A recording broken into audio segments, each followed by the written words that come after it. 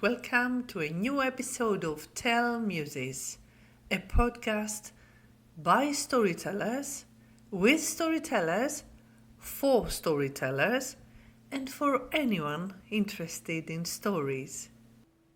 And today, our muse, our featured storyteller, all the way from Texas, US, is David Thompson. Hello, David, and welcome. Please tell us a little bit about yourself. Oh dear, what do you want to know? Well, I have been telling for over 45 years. My undergraduate degree was in theater, and I hear in the States it is the most insecure profession because you never know where your next job is coming from. So I went into theater education and taught in our secondary schools. And it turns out that with my students, we did what was called language arts. So it was more than just literature, and then I brought in storytelling and all that. And they really enjoyed it. And I just sort of went from there. And I've been telling stories, as I said, for over 45 years, wherever people want me to tell and wherever they can afford my fees. But still, if it's for a fundraiser, for an event, for a charity, I'll do it for free. If it's a workshop or whatever, I will charge. If it's for just, hey, we need to have a concert, then it's like, okay, we will negotiate my fees. But it doesn't pay the bills. So I had to work for a while. And I worked in higher education. I was an administrator for 5 undergraduate programs. And out of that, I would be asked to come into different classes to talk about storytelling or to do a program on a certain part of a US history. I would do stories from that part of the history. I actually went into a mathematics class and told stories of the great mathematicians, like Pythagoras, particularly. They loved that my stories on Pythagoras because it was more than just a squared plus b squared equals c squared. We talked about Pythagorean theorem, the Pythagorean belief system, the whole bit, and they loved it. They loved it. So I was considered the unofficial storyteller of St. Edward's University in Austin, Texas, which is only 26 in English units, 26 miles from where I live now. I don't know that right off the top of my head how it is in kilometers. It's okay, I'm sure people can do the maths. So your job there was kind of a historian slash mathematician, let's say. Well, my job was to coordinate 5 undergraduate programs, liberal arts, science, business, things like that. But also, I would be asked, they knew that I did storytelling, and the professors would ask me to come in as a special speaker or a special presenter. I did a whole program on what's called romanticizing the Old West. And I took down a lot of myth. People said, well, it's all this. I said, no, it isn't. No, it isn't. No, it isn't. And I would tell them stories about how the West really was. There was one that they really loved. The students loved a whole lot, in which there was one town here in Texas itself that was run by the madams of the brothels. And there was no crime. People did not have any problems. The madams, the owners, the madams made certain that justice was fine. And the kids' eyes were like saucers. They went, really? They were like, oh no. I said, yes. And then the men came and took over, and it went into a lawless gunslinging and the whole bit. And they were like, wow. I said, yeah, women should rule the world. I'm all for that. I'll raise my hand on that one. But things like that, I did stories. There was one I did stories. We had one class on fairy tales, and the professor asked me to come in and did a whole thing about the U.S. fairy tales. Fairy tales from the United States are very, very different from the classic European ones because they don't include magic. It's all about working with the little people, the little people that are already here, and how the interaction went on back and forth. You've heard of the Wizard of Oz, naturally, I hope. Yes, we Well, have. yeah, L. Frank Baum, who wrote the books, also wrote some incredible fairy tales of humans and animals. Then you have, are you familiar with the author? He wrote American Gods, Neil Gaiman. Yes, of course. Neil Gaiman, Yes, yes. American Gods, which I loved the book a lot. Well, it makes sense that since we are a nation of immigrants, that the gods came with them. So I have taken some of the Viking tales, Thor, Odin, all of them, Loki, and I have transferred them into West Texas, into cowboy culture.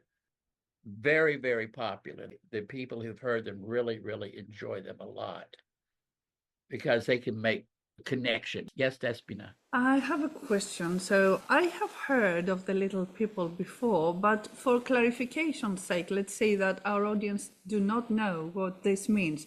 Would you like to give us a bit of background? The little people in classic literature, in classic tales, are like the fairies, the leprechauns, and all that.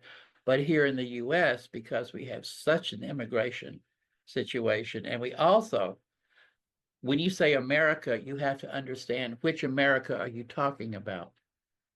North America, Central America, South America, but all the intercultural exchange. So we have the duendes from Mexico. We've got the Menehunis from the Polynesian islands. They're the little people. They are short. They are reclusive. They stay to themselves. But when they work with humans, much like the European one, if you make a friend or you're friendly with them, they will bless your crops. They will help you out. They will be good to you. But once you give them a problem, that's it.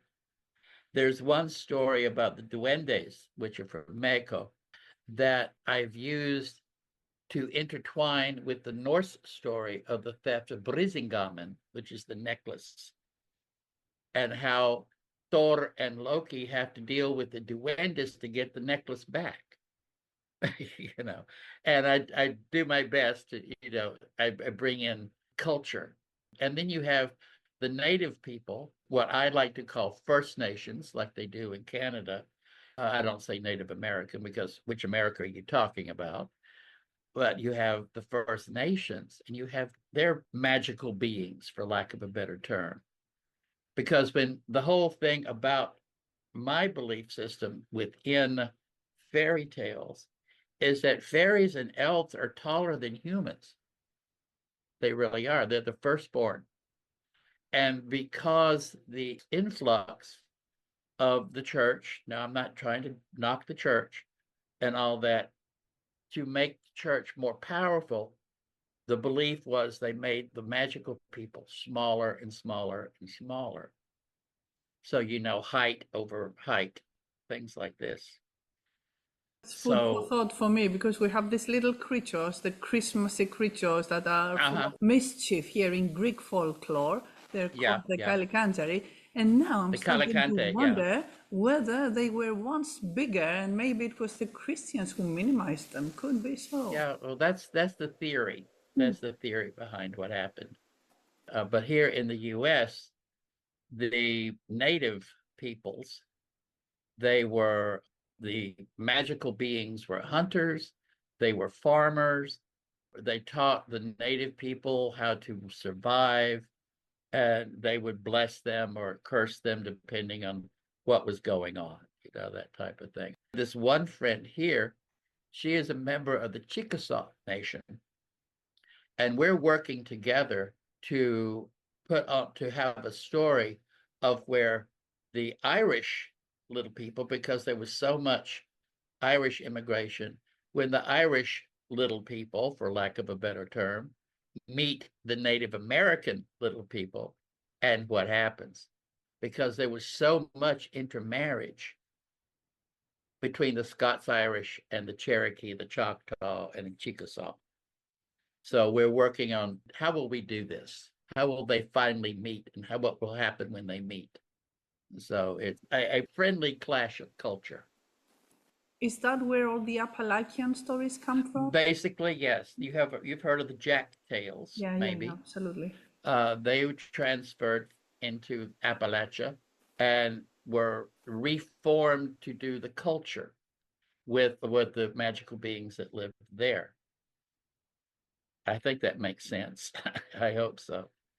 It does, absolutely. So Do you have any questions, Yeah, Ina? yeah, I was fascinated by what you were saying, that you're mixing stories of different cultures. And also you're in Texas, and you mentioned Mexico, and well, I know that Texas and yeah, Mexico yeah. are border.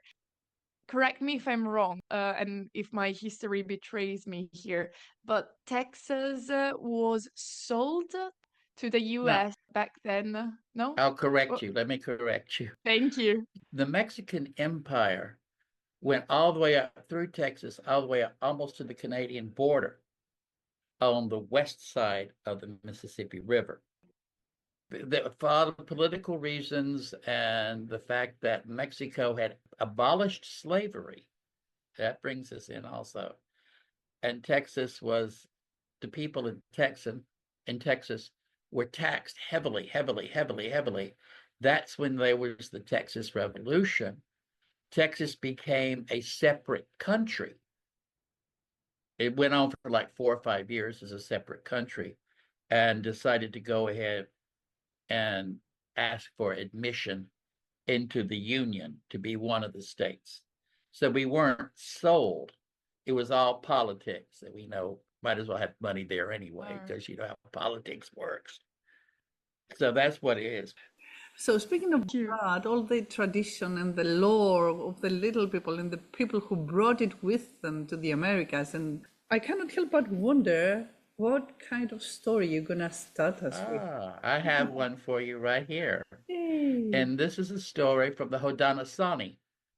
And the Haudenosaunee are a group of First Nations that live near the Great Lakes that separates the US from Canada. And they're huge. The lakes are gigantic. So this is actually a Haudenosaunee story, and they were called, in English, they called them Mohawk. So it's the same people, it's just different names, same people. This is the story I told in Morocco back in 2023 that the students very much liked when I would tell it to the students. And this is White Buffalo Woman and her 7 brothers.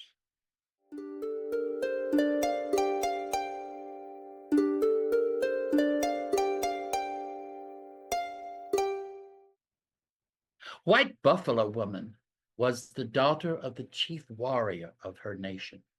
She was beautiful. She was smooth. She was elegant. She was also a great worker of beads and sewing and embroideries. And she would take deer hides and buffalo hides and prepare them and make beautiful beading designs. And she was so, so famous. So, so famous. Many warriors from other surrounding camps would come and ask for her hand in marriage because she was so famous. And her father, the great warrior, said she makes the decision. So she said, no, I do not want you. I do not like you. I like what I am doing here. And so it went on year after year after year until the great warrior was finally convinced by the members of his group she has to get married or leave. So the great warrior, her father, told her this.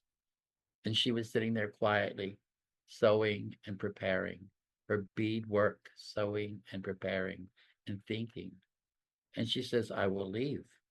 I will find my own people who will not force me to be married. So she got all of her equipment together, put it in a bag, and began to walk away. That was the last time she saw her father, the great warrior. But she went out on her own. And she walked many ways and many distances, and she would stay in certain tents and certain groups of people, and she would sew for them and bead for them. Beautiful, but she would always leave until one day, as she came into a clearing, there in front of her was a giant tent, a giant wigwam, a giant dwelling.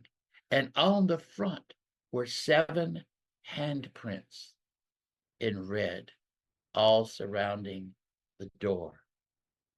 And so it was when she approached, a handsome young man came out and said, "Ah, welcome. My brothers and I have been waiting for you. You will be our sister."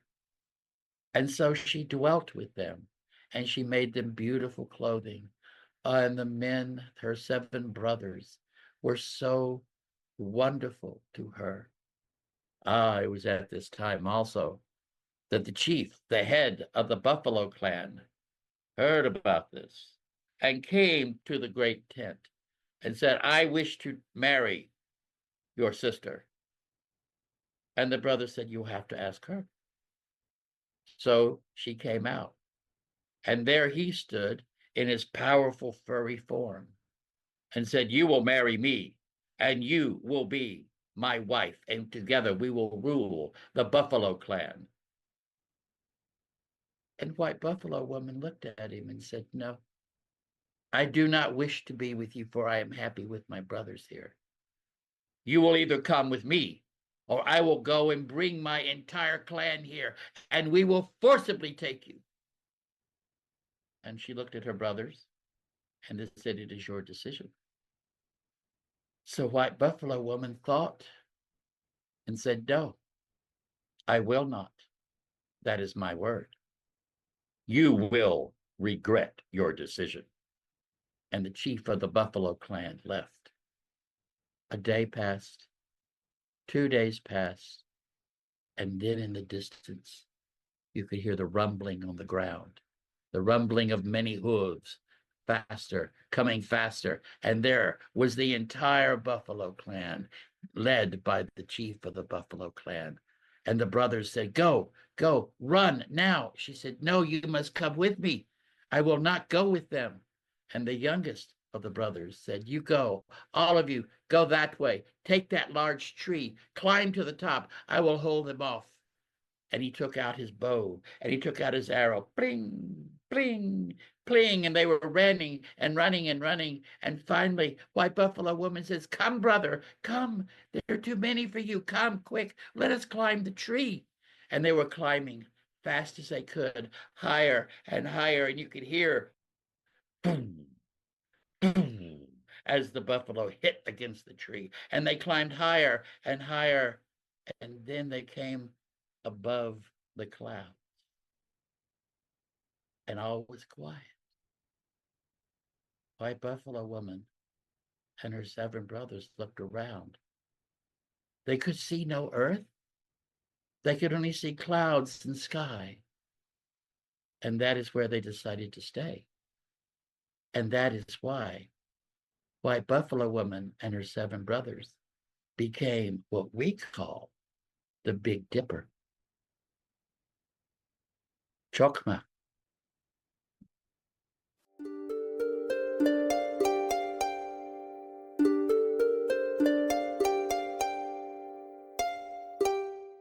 That is an origin story. That is an excellent story. Wonderful, wonderful story. Thank you. So Thank you. would they be the equivalent to our Western Pleiades then? Pleiades, no, they would be what we call the Big Dipper with the North Star, Orion's belt, and all of that. Right. So, David, my question to you is this. From my experience with American tellers, there's not so much of fairy tales going on. It's just few tellers who do that. Most of them, I think, the trend now is for people to share personal stories. I know, and that is one thing that really bothers me. Because yes, it's fun to every once in a while hear about your crazy Aunt Jane who lives in the attic. That's every once in a while. But there's so many wonderful stories being sitting there waiting and begging to be told. I myself do not tell personal stories unless I'm asked directly. But I have told one or two because I was asked to. Now, I prefer to work with the stories that are willing and begging to be told. I go back as far as I tell the Babylonian creation epic, the Enuma Elish, all 7 tablets. It takes about an hour to an hour and a half to tell the entire 7 tablets. And I'm bragging here. I open up in Babylonian itself, and the people, they go, "Whoa, what is this?"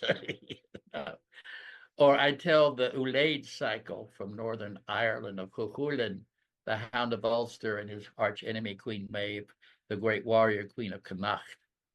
There's a beautiful story I tell from the Kebra Nagast, the national epic of Ethiopia, about the meeting of Solomon and Sheba.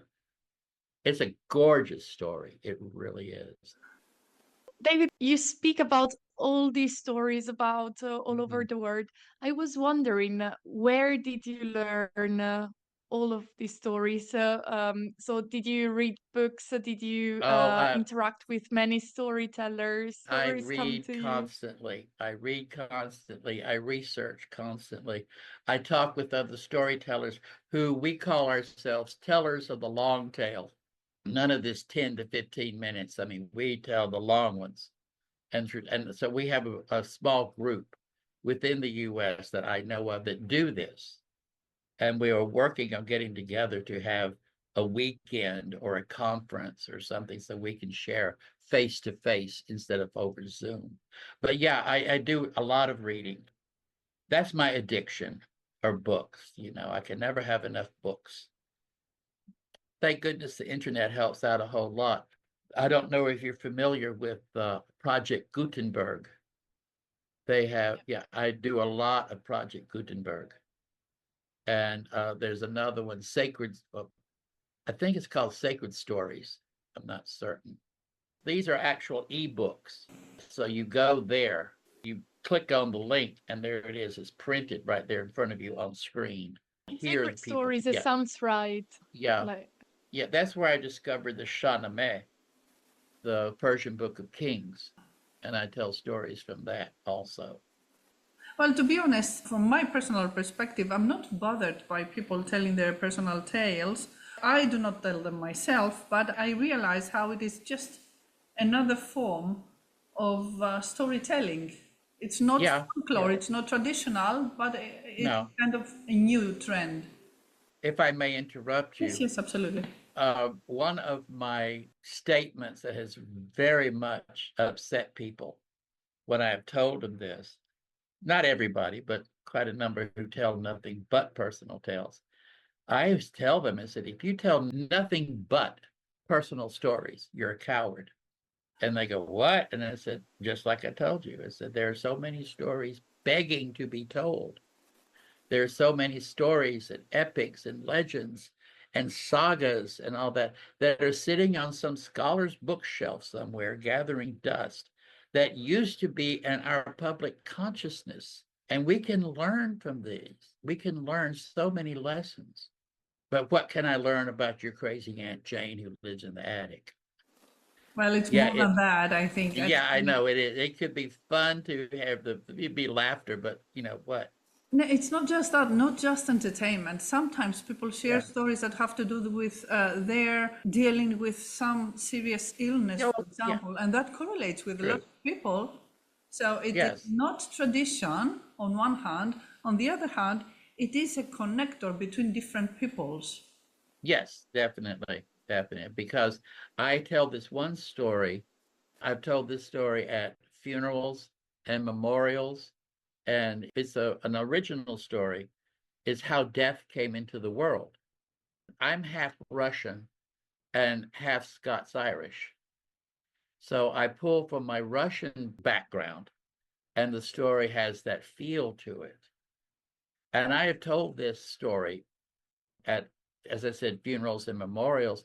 I've had Hindu families come up to me and thank me for the story. I've had Jewish families.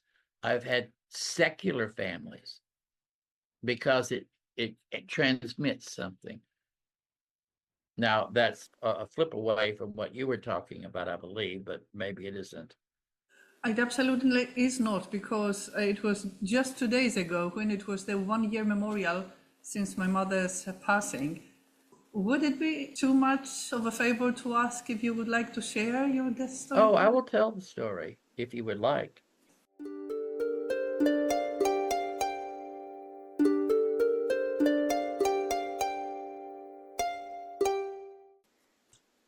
This is how death came into the world.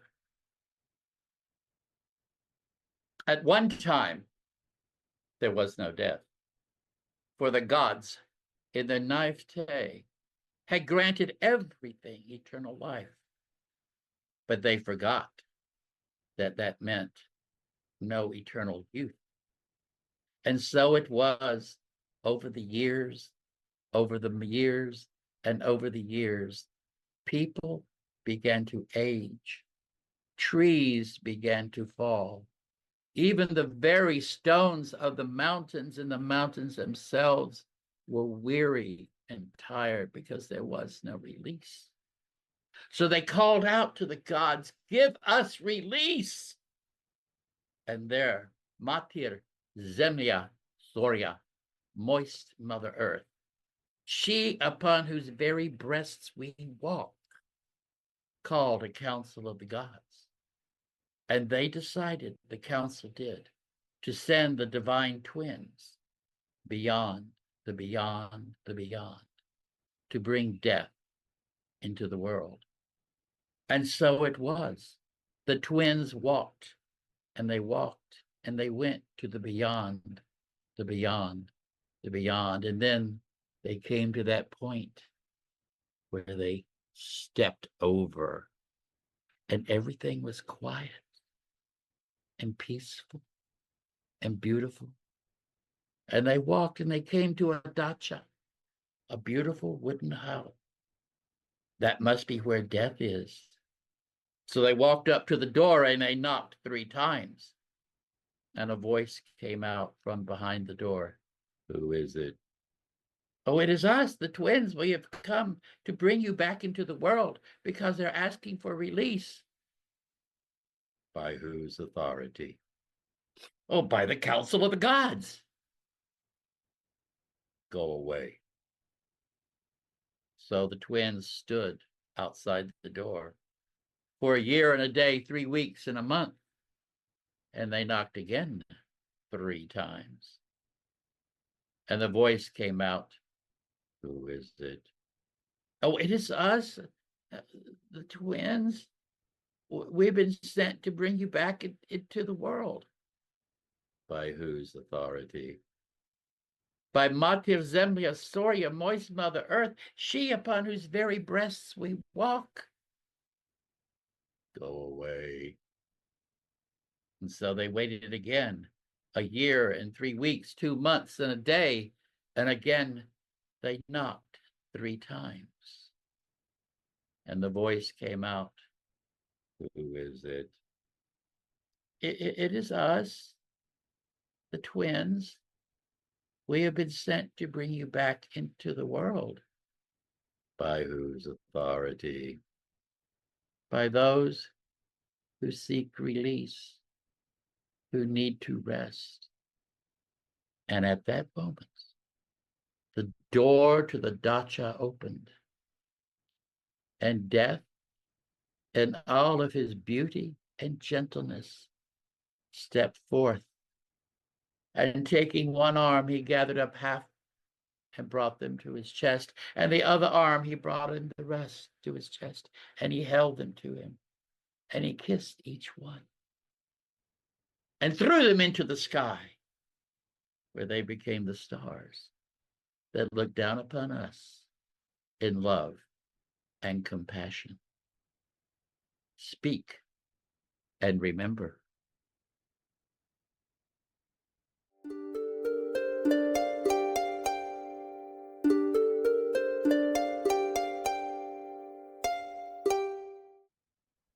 And that's the story. That's It's a beautiful story. bittersweet.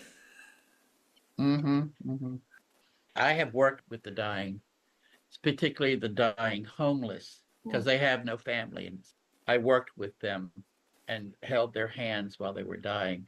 And I would tell them this story, and they would have the smile on their face, for it spoke to them.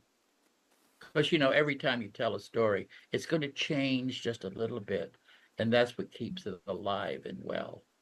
So I have a very deep connection to that story. David, you Yes. mentioned in the story, I think, you said he when you were referring to death. Yes. I was wondering because, for example, well, in Italian, death is morte, and it's a feminine word, Yes. Yes, la I know. morte. If it's your version, your It's vision of my the vision, story, or if it's because, yeah, it's my vision, Simona, because every time we see, at least I have seen, representations of Azazel, the angel of death, or the Grim Reaper, or whatever, male. And that has to do with the patriarchy, and let's don't get into that. So I think it's all a matter of language, period. Indeed. I mean, it is a male word in Greek, as you know, words have genders in Greek. And English does not have genders. Exactly. So you have to Yeah. imagine what kind of character you'd like your Yes. your hero to be. But I can see how this is a very strong story, a very deep one. I can see how it can reconciliate somebody with the idea of death and its finality. Well, I myself have died 3 times on the operating table, and I have no fear of death. It's just the process. But enough of that, enough personal on that right there. So would you like to tell us a little bit about how storytelling is working in your parts nowadays? What's mostly in my part of the world and in my part of the country, in my part of the state and all that, storytelling is usually considered just for children. And I keep telling them children have storytellers, adults need them. And how storytelling is working, in my experience here, is it is transmitting, like the what I told you, death comes into the world. It's transmitting feelings. It's helping people to reconcile. Also, because there's a great movement right now amongst historians to bring out history just as it is, warts and all. We, as the storytellers, it's almost our mission, if you will, to say, look, it wasn't always this way. Like I was telling you about the romanticizing of the Old West. It wasn't always cowboys and John Wayne and all this other stuff, because particularly in Texas, we have 7 different biomes. Where I live is the hill country. It's green, it's flush, it's rivers, and we have all that. But what you see is desert whenever you see the movies or the films. You don't see the east part of Texas, the piney woods where the Appalachian people came from, and all of their stories.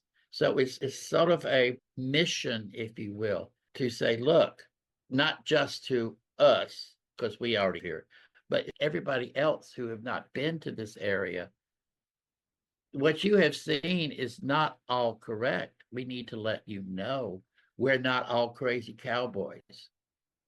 You know, we're not all saloon keepers. We are pioneers. We lived with the American Indians, with the native peoples. And yeah, there were some pretty bad things. You need to know about the bad things, but you also need to know about the good things, the cooperation. It's more of a historical correction, in my opinion. But again, it depends on who you talk to and what part of the country you're in. You have New England, which is closer to Canada. You have the mid-Atlantic states, which were, and the South, which was heavy into the slave trade. You have Florida, which was Spanish. I mean, English was not spoken on this country. English did not arrive in this country until 250 years after it was settled by the Spaniards. So this is the history, this is the stories. And it's not just hi there, we're going to talk about this war. It's the stories of the people. I had one class I taught on folklore, and I say folklore is not just the stories. It's the food, it's the country, it's the customs, it's how you dressed, it's how you worked, it's your songs, your dances. If I may give you an example, I was in one classroom where they were doing pre-revolutionary United States. And there was a very powerful religious group that were called the Shakers. I went into the classroom and I told the story about how the Shakers came and how they came to the US. And also I taught them in their worship services, they would dance. So I learned some Shaker dancing. And I taught that to them to try to pass on this lineage, to pass on this heritage. But I also told stories, like the folklore of the Shakers and how Brother John Simpson was out cutting the wheat and ran into a little person. So I brought in some of the fantasy also, some of the fairy tale, not just the history. And it was an explanation of how people's minds were working. But that's just me. That's my opinion. And it worked for me. Well, I think if you're doing the storytelling from a local's point of view, from that perspective, you're breaking the Hollywood stereotype without even trying. Oh, yeah. Oh, yes. It's amazing when that happens. I have friends in Britain who love me to hear me talk just because of my accent. But they love the stories I tell also. And they say, really? That's how it is? And I said, yeah, that's how it is. Well, There's a, we always get a twisted idea of how other oh, yeah. places are through Hollywood, right? Yeah, and we get the twisted idea of Europe also in the Indeed. movies, That's true. That's true. Like everyone in Britain is proper and everyone in Greece is Zorba. Everyone in Greece is like Zorba. Yeah, either But that, no. or we would be wandering out in the streets dressed in tunics and gowns, Yeah, praising the yeah. And everyone gods. in Italy talks like this. And eats bunches of pasta but never gains weight. So it's a lot of myth breaking. This is the reality of the people. Yes. David, I wanted to ask you also, we were talking about the Texas Storytelling Festival Yes. earlier. If you wanted to tell us something about it. Okay, I'll tell you. It's the Texas Storytelling Festival. It happens every year in a town called Denton in North Texas. That's where our headquarters of the Tejas Storytelling Association is. Tejas is Spanish for Texas. It's Tejas, Tejas. And the festival happens every spring. The first weekend of March goes like Thursday through Sunday. We bring in storytellers. We have what's called the featured tellers. We bring in 4 that they are paid to be there. They get to pay. We have workshops. I produce what's called the fringe stage, which is non-traditional storytelling. We have storytelling for kids in the libraries. We go into the schools. We go into the restaurants. We stand out on the streets. We just invade the town. And there's like 300, 400 storytellers and supporters there. So it's a lot of cultural interaction and old friends and new stories and old stories. And it's a festival. And fortunately, all of our main stages and the fringe stage, there we don't use tents. We used to, but the weather here is like every 5 minutes it changes. So we now have what's called the Civic Center and then the Women's Club and then the library. We have actual interior, it'll hold up to a thunderstorm, that type of thing. And there's a silent auction to help raise funds. People bring things that they, oh, I like this. I think I'll bid $5 on it or something like that. We have a bookstore. We have all sorts of get-togethers. We have a large banquet that happens. It's one of these things, it's like a festival you have to experience, That's what I can tell you. Yes, it costs. It's not free. So if we plan to visit Texas at some point, let it be early spring, Simona. Note to self. Early, yes. I'll keep you informed. Would you like to finish this with a little story? Yes, I'll tell this one. This is either Latvian or Lithuanian, and it's called Ladju's Veil. And this is the story.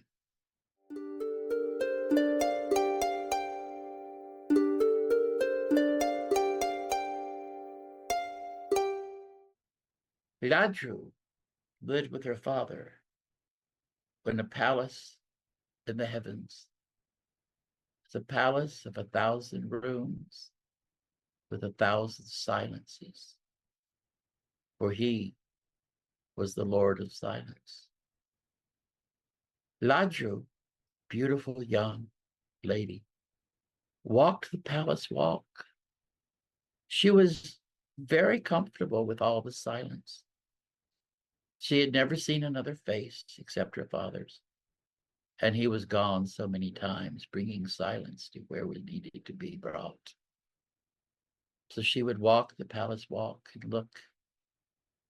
At one time, she was leaning on a railing, looking down, and she saw a face, something she had never seen before.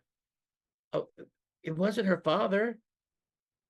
It was a beautiful man looking up at her. And he said, "Oh, Ladru, Ladru, I see you now. Come, come with me, and we will travel the stars.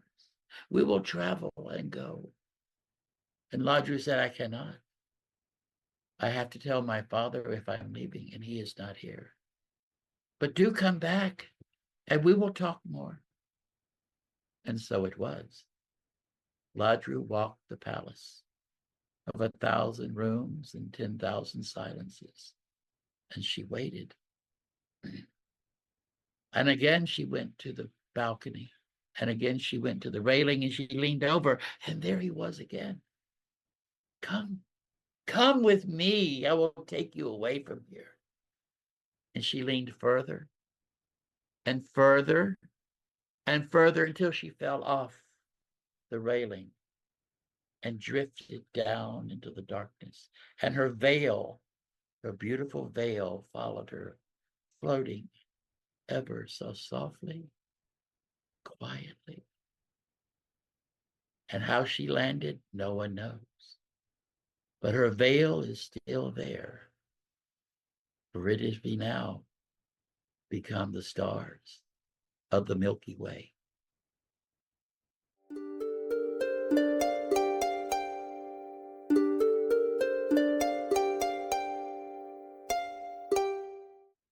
And that is the story of Ladju's Veil.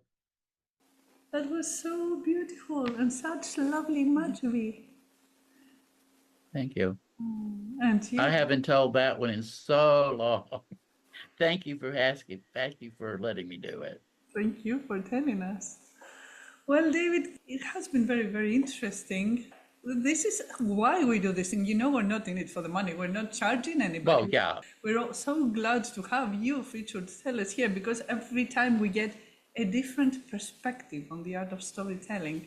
Yeah, we thank you kindly for your presence and the wisdom. And I'm very honored that you asked me to do this. Thank you so much. I hope to see you at the World Storytelling Cafe. Thank you, Despina. Thank you, Simona. Be well, be good to yourself, and Thank you very remember, much. the shortest distance between two people is a story.